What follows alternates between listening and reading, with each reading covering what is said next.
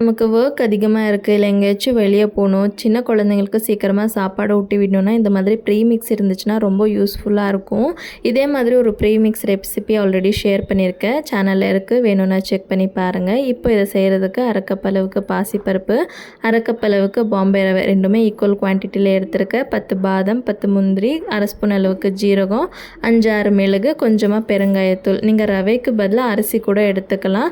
இது எல்லாமே நல்லா அரோமா வர வரைக்கும் ஃப்ரை பண்ணிக்கோங்க. நான் பாசிப்பருப்பை மட்டும் 2, 3 வாட்டி வாஷ் பண்ணிவிட்டு ஃப்ரை பண்ணிக்கிறேன். இப்போ இது கம்ப்ளீட்டாக கூல் டவுன் ஆன பிறகு ஃபஸ்ட்டு ட்ரை ஃப்ரூட்ஸும் பாசிப்பருப்பு போட்டு கிரைண்ட் பண்ணிக்க போகிறேன். நான் ரவை எடுத்ததுனால ஜஸ்ட் இது கூட மிக்ஸ் ஆகிறதுக்காக ஆட் பண்ணிவிட்டு பேர்ல்ஸ் மோடில் வச்சு எடுத்துக்க போகிறேன். என்னோடய பையனுக்கு 10 மாதம் ஆகிறதுனால இதை வந்து ஈஸியாக சாப்பிட்டுப்பான்.